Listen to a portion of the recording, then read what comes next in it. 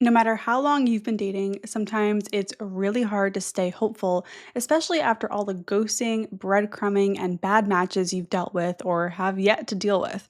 Today, we are talking about staying hopeful in the dating process and what that really means.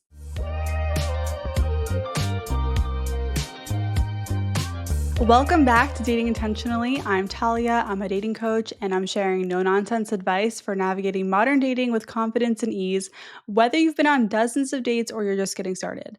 I believe dating can be fun, even when you feel like all hope is lost because you've just been at it for so long, or you know what's coming because you've looked at dating content on social media for like 2 seconds. Really quick before we get into it, I just want to let you know that you can watch all of these episodes ad free on YouTube. You can just head to the show notes for the link or just Google Dating Intentionally YouTube and you will find it. If you're already here, hello. By the way, don't forget to subscribe while you're checking out the channel. I also want to say happy July. Really excited. It's July. I'm 2 months out from my wedding at this point, and that is kind of wild to me. A little over 2 months. It's still wild.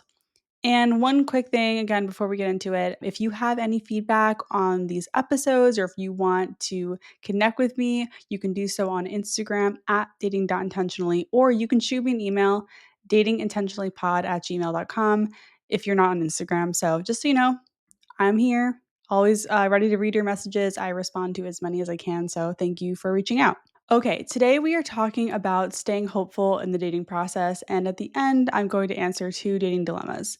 My goal with this episode is to help you reframe hope in dating. So, one of the biggest issues we run into is this feeling of hopelessness, defeat, and just exhaustion from putting energy into dating and not seeing results, quote unquote, seeing results. Dating is different than other things in life. If you go to the gym 2 to 3 times a week and pick up some weights for an hour, you're probably going to feel a difference in your muscles at some point. You might even get visible results. If you put effort into a project at work or something at home, you're going to see progress of some kind, right? But dating isn't really like that. Dating is something that we put effort into, and most of the time, it doesn't work out, especially if you're dating for a long term relationship, for marriage, or just to have a family and cohabitate without marriage, whatever. For most of us, we have to go out with different people, get in and out of a few different relationships, and repeat the entire process over and over until we find someone who is a true match long term. Along the way, we learn about our own flaws, areas to improve emotionally and relationally, and how to navigate heartbreak. Ever since marriage and long term partnership became about love and not property and money and class and all that, this is now the barrier to entry, right? Heartbreak, confusion, exhaustion. It's all part of the price we pay when dating to find a long term love on our terms. The truth is, you could get into a relationship tomorrow. You could easily find one human who wants a long term relationship on the apps right now. But is that going to be the right person? Probably not. We all have our preferences. In today's day and age, we get to choose. Most of us are not going to be in arranged marriages, and most of us aren't limited to those who live close by, in our neighborhood because we now have access to a much broader population thanks to the internet. So this is just part of it, right? This repetition, the cycle of meeting someone new, figuring out it's not going to work, then having to detach after you've developed feelings and then start it all over. It's all part of it. But remember, this comes with the privilege of choice. If you were not able to choose your partner, if you were just set up with one person and that's it for the rest of your life, you wouldn't have to deal with all this, but that probably wouldn't be a great partnership for you. So just let's just keep that in mind when we complain about dating. Like, we get to choose. We have the privilege of choice. So how do we have hope when we know that we get to exercise all this privilege, but a lot of the options just seems to not work? First, let's look at our expectations. And honestly, I love talking about expectations because it's something in our control, and for a lot of us, we don't even realize how our expectations affect our feelings about what is happening in our lives. And I think expectations and hope are connected. Our hopes, in some ways, fuel our expectations. And you might be looking around, right, at your friends and people in your life or people on social media. You watch them get into relationships and they seem happy. And you're like, what do I have? What do they have that I don't? What's wrong with me? What am I doing wrong? Your expectation is that just because your friend found love, that means you should be able to easily too, right? But why? Where does that expectation come from? And I want to tell you right now, that your friends are not better than you because they're in a relationship. Your relationship status has nothing to do with your value as a human. The truth is, like, a lot of it's luck and timing, a lot of it. Another expectation to look at goes back to the first analogy that I mentioned of working out or putting in time on a home improvement project or a craft. Like, if you put in the effort, there is a tangible ROI on it. You complete the project, you hit your target, and you're on to the next thing. So we expect the same thing with dating, but dating is different. We expect that if we go on dates, we put an effort into our appearance, if we use the apps, if we go to therapy and all that, that someone will eventually choose to be with us. And that's that. It's really frustrating when we frame the work we do on ourselves as something that should earn us a partner. There's a sense of entitlement that just by doing all these things, the world owes us a relationship. But in reality, like I said earlier, it's a lot of luck and timing and so many things that aren't in our control. And look, we I'm sure if you've been out there dating, you know this happens. You meet someone great, but they're not over their ex. You finally hit it off with someone, but they want kids and you don't. Or you have the best sex of your life and then they're moving halfway across the world next month. You're not doing anything wrong. Sometimes it's truly a gamble, which I know makes it harder to feel positive about, but I'm not here to sugarcoat things on this podcast. Like, this is really how it is. And I get it. It's like, what's the point of trying if we can't control who comes in and out of our lives that well? This is why I think hope is kind of irrelevant in the dating process. Having hope doesn't help you if you're not doing things that will get you closer to who you're looking for in your dating life. These are the things you can control. Hope doesn't affect any of these things, in my opinion. My advice is to shift from hyperfixating on the outcome and focus on what you can get out of the journey and the process, right? It's all about the journey and the process, not the destination. Instead of hoping that your next first date is your last, why not hope to have a good time for an hour over cocktails or coffee? Why not hope to find something in common with your date that you can nerd out about or what you can learn from them on a subject you know nothing about?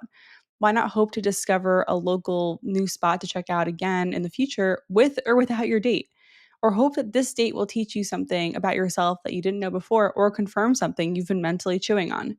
That's the hope, not that you are going to never have to go on a first date again, right? Let's also talk about beliefs for a second. So rather than figuring out how to maintain this feeling of hopelessness, I think what's more effective is focusing on our belief systems. Let's put aside hope for a second and talk about your dating mindset and beliefs. Because your beliefs, what you hold as truth in your mind, is way more important than how much hope you have or staying hopeful. What beliefs do you have about your dating life and yourself when it comes to dating?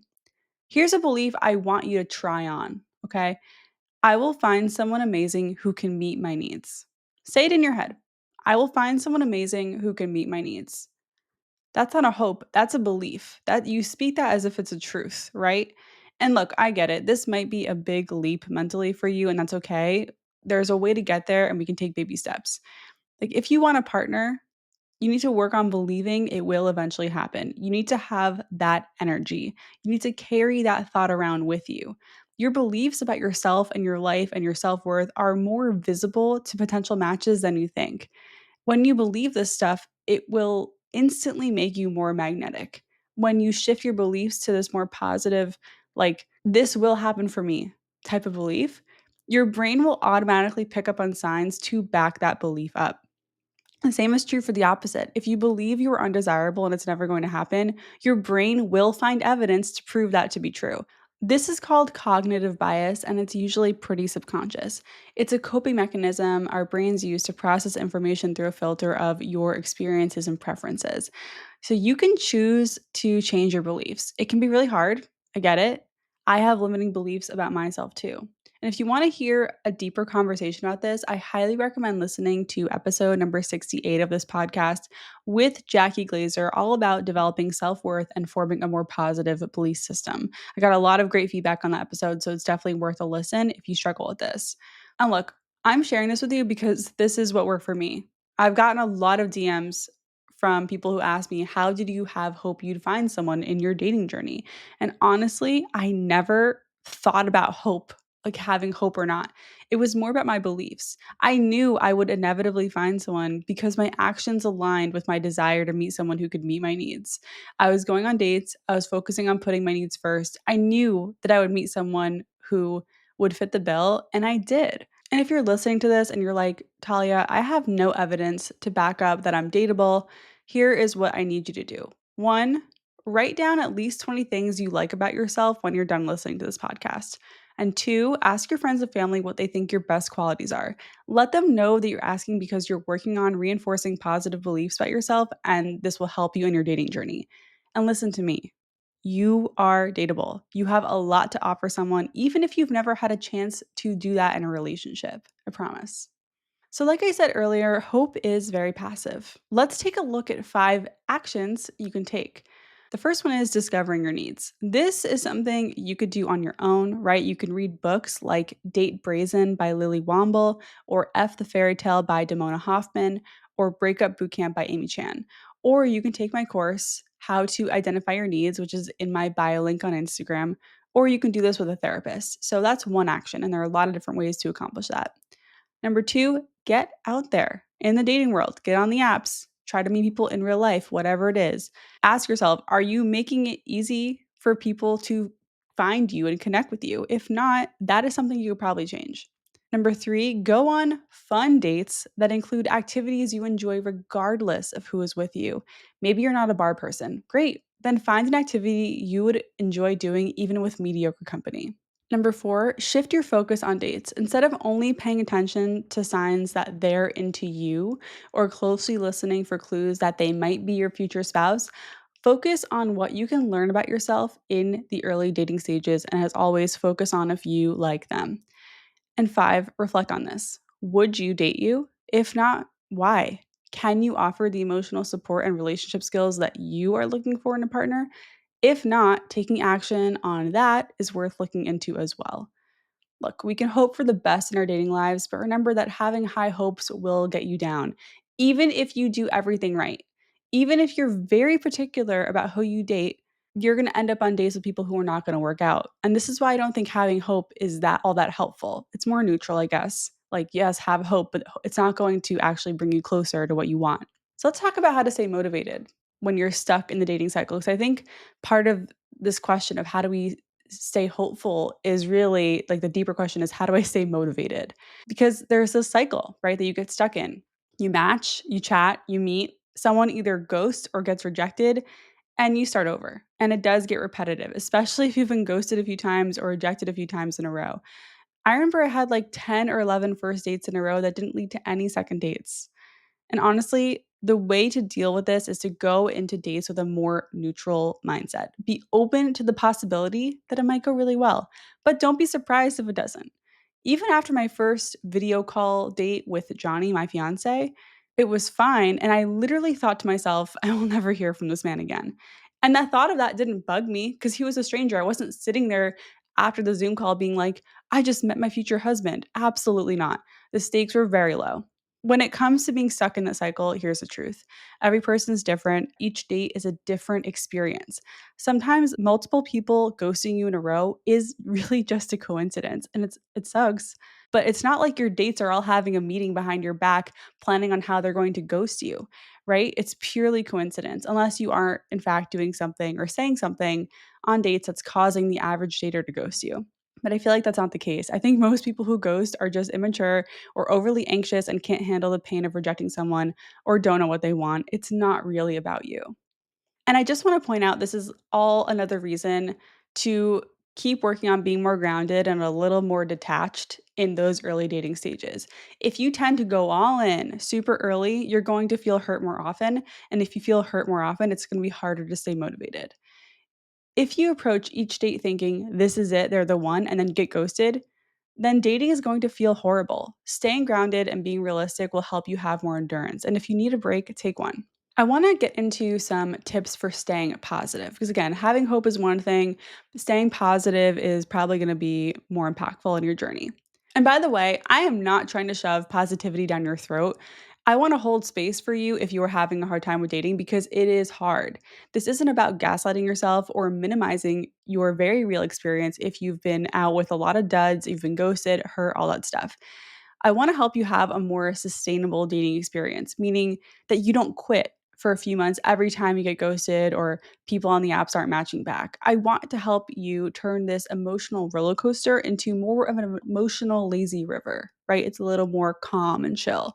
And look, I can't ignore this. Our culture right now, and I am definitely a part of this, it's like we're all putting all hands on deck on dating, or you're completely out of the dating scene and you've sworn off your desired gender.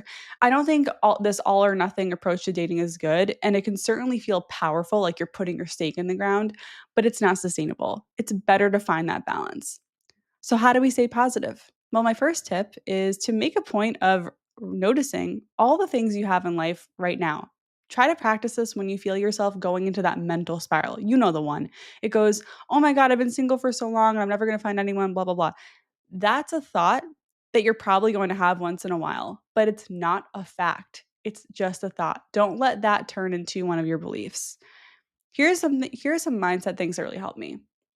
One is remember that they are looking for you too. The person that you're looking for is also hoping to meet you. I think that's really nice to think about. Like they're out there looking for you, hoping to meet you one day. Another thing I used to think about is how my future husband was probably in a relationship or doing something that would make him a better partner for me. So it's like I wasn't meeting him at that moment because he was on his journey becoming a better person. And by the time we met, he'd be great. And I don't know. That also is a very comforting thought to me. Another one is just trusting your timing.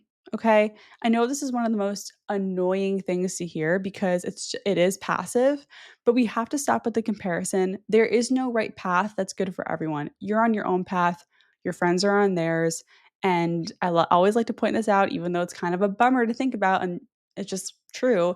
Just because your friends are in relationships now does not mean those relationships are endgame, right? It doesn't mean they're going to be in them forever. It also doesn't mean they're happy in their relationships. Like, it's better to be alone than in the wrong relationship. Just keep that in mind. I really hope this episode reframes hope a little bit for you. So, to recap, one, hope is passive. What are you actually doing to find an amazing match? And if you're already doing everything right, what can you do to take the pressure off the process? Instead of walking into each first date hoping it'll be your last, what can you get out of dating?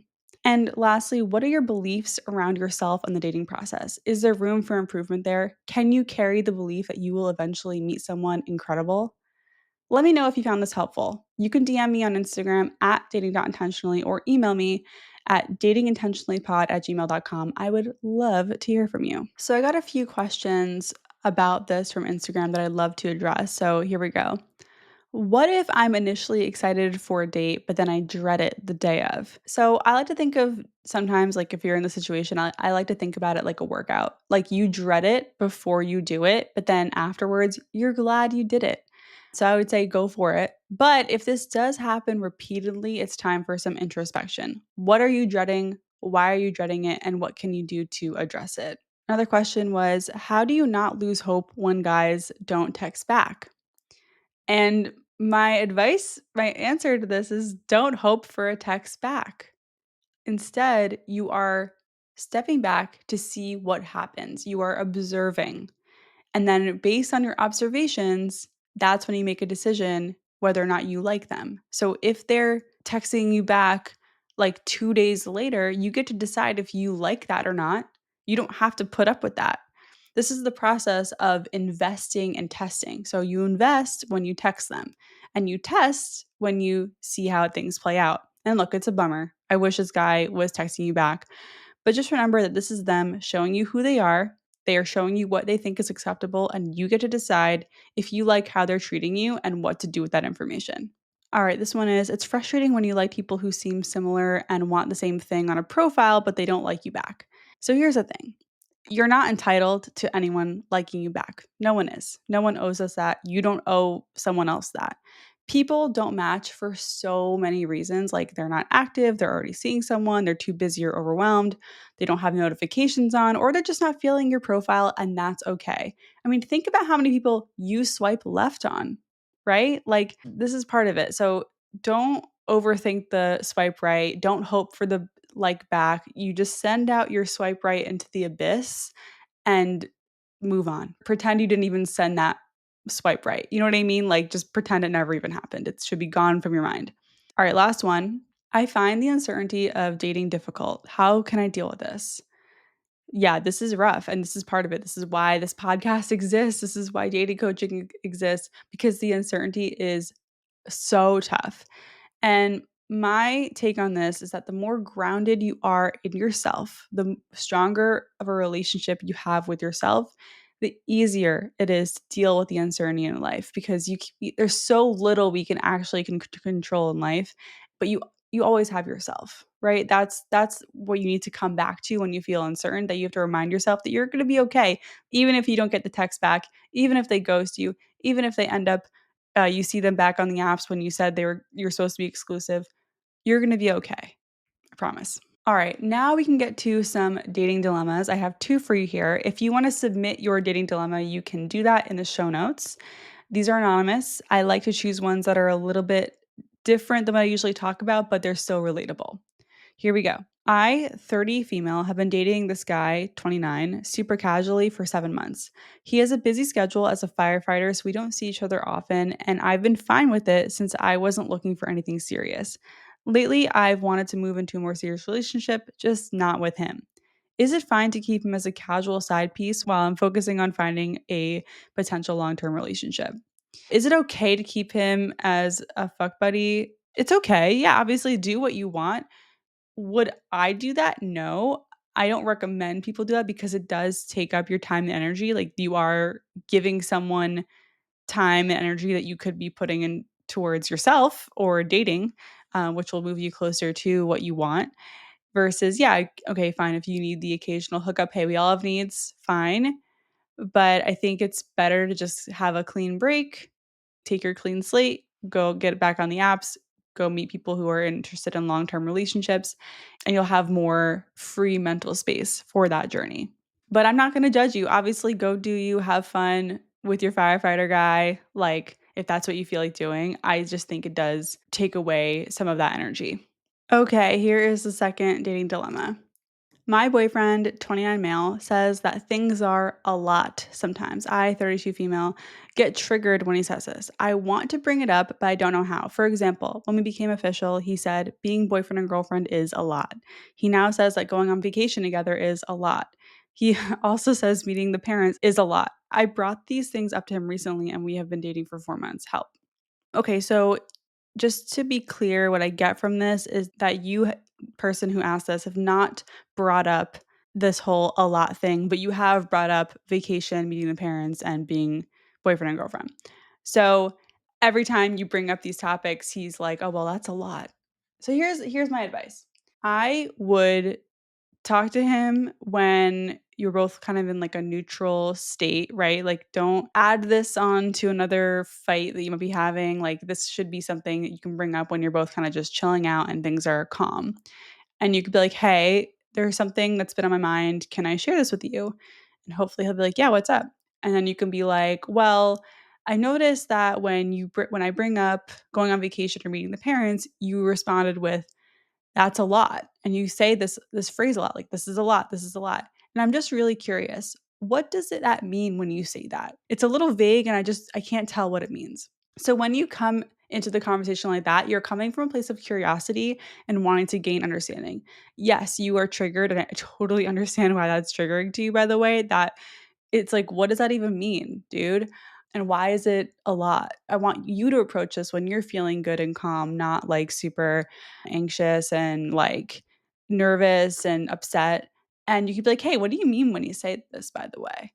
And hopefully, when he explains what he means, hopefully it'll help you feel less triggered because you'll have a deeper understanding of where he's coming from.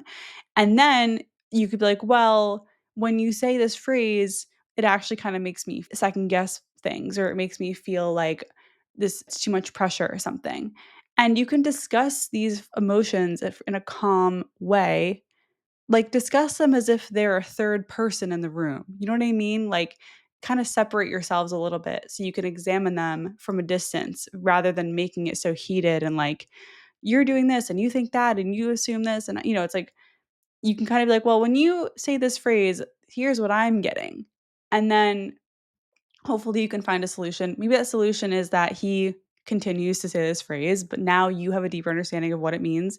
And maybe he is also now more aware, right? That's another ideal outcome, that he's more aware of when he says this phrase that he is potentially triggering you and not in a good way. And you guys can take measures needed to avoid that tension.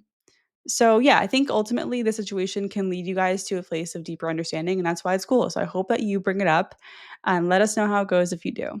Thank you so much for your submitting your dating dilemmas. I really appreciate it because it helps other daters feel like they are less alone.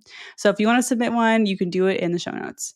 I want to thank you for listening. Thanks for trusting me. I hope it helps you reframe hope in dating, and don't forget that you're doing great. I would love it if you share this episode with someone who's navigating dating and might need a little confidence boost or some tough love. If any of these episodes have helped you in your journey, you can help me by leaving a stunning review on Apple and giving Dating Intentionally 5 stars on Spotify. I really appreciate it. Once again, I'm Talia. This has been Dating Intentionally, and I will see you on Friday.